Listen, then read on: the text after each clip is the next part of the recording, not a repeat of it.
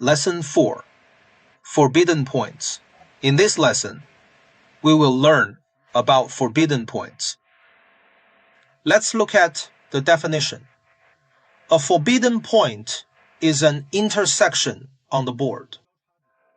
If a stone has no liberties after a player moves, and it cannot capture any of the opponent's stones, then this intersection is a forbidden point for that player. A forbidden point is a place where a player cannot play. However, the opponent can play there. Let's see an example. In this black corner shape, this spot is a forbidden point for white.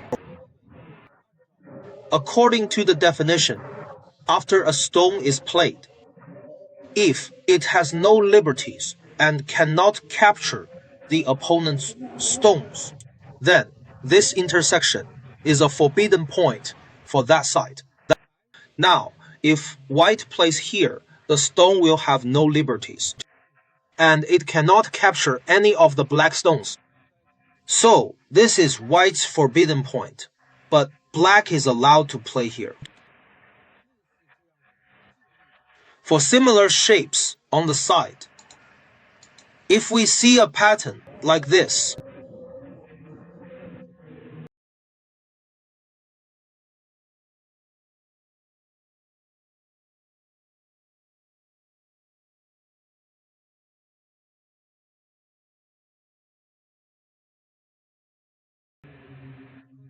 and a stone in the corner has 2 liberties. In the center, a stone has 4. Whenever this shape appears, we must realize that this is white's forbidden point. White cannot play here, but black certainly can. Alright, now I am going to modify this shape slightly. Okay, I'll change the shape to look like this. Now, is this teal a forbidden point? The answer is no. Because after white plays here, it still has 1 liberty left. Remember, a forbidden point must have 0 liberties after playing. This is the tiger's mouth from our last lesson, a dangerous spot. With only 1 liberty left, the opponent can capture you immediately. So locally, white's move here is a tiger's mouth, not a forbidden point. After white plays here, is this next spot a tiger's mouth or a forbidden point?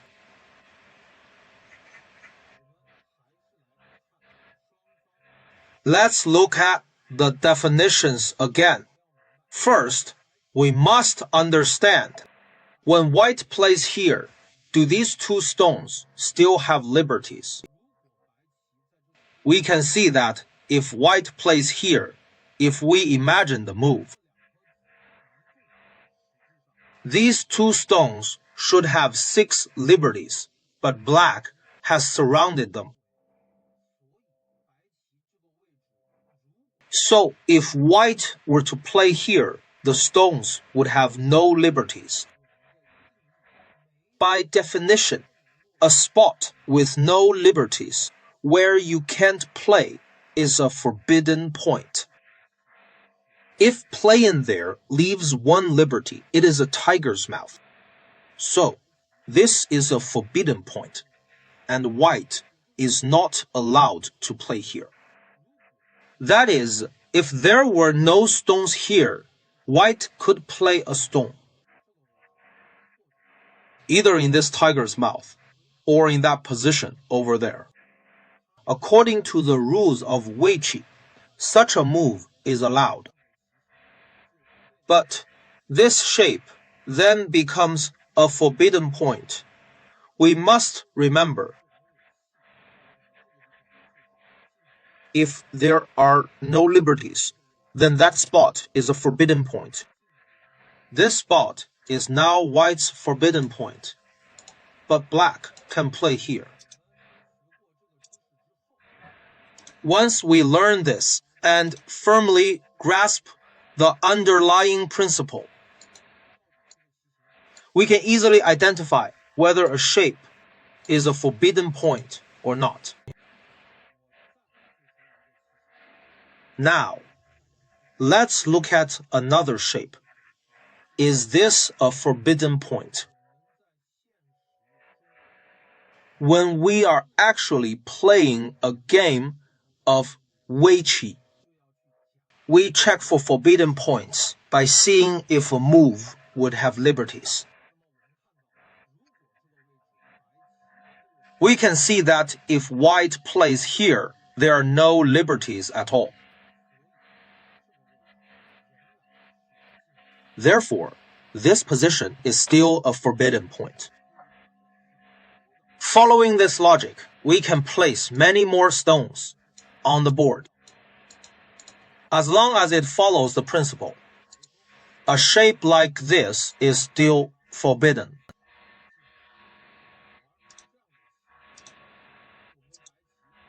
But here, no matter what white does, it is a tiger's mouth with one liberty.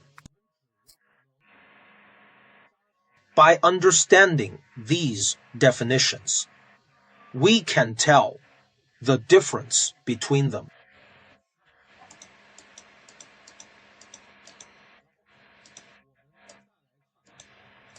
Now, let's look at another shape that is similar to a forbidden point.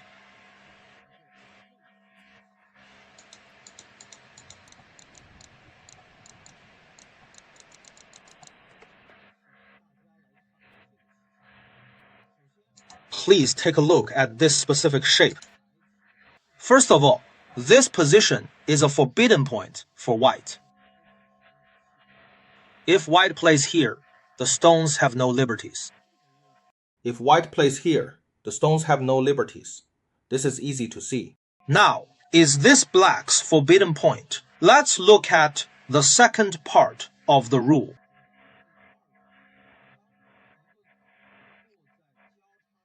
When a stone is played, the first condition is that it has no liberties. The second condition is that it cannot capture any of the opponent's stones. Note the capture rule. Now, after black plays in this position, black seems to have no liberties, but he can capture two white stones. This capturing technique is something we covered back in. We already learned this capturing technique in our second lesson on Atari.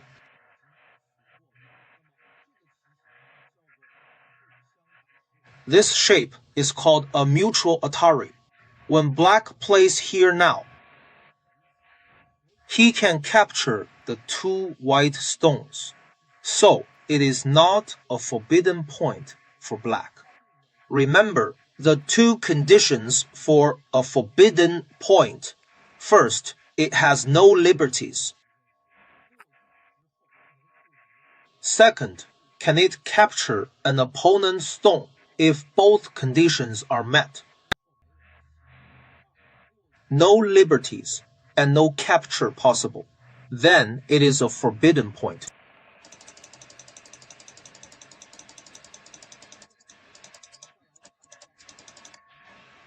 Finally, let's take a look at one last problem.